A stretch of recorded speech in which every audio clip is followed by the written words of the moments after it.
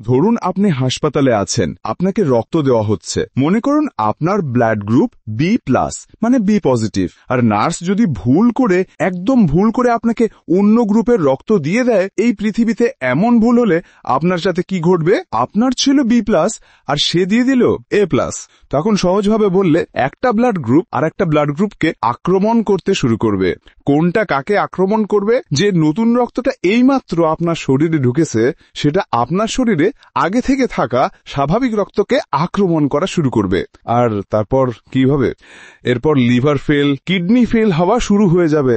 Blood pressure মানে BP কমতে থাকবে। আর যদি বেশি পরিমাণে অন্য গ্রুপের রক্ত শরীরে চলে যায়, তাহলে মৃত্যু হতে পারে।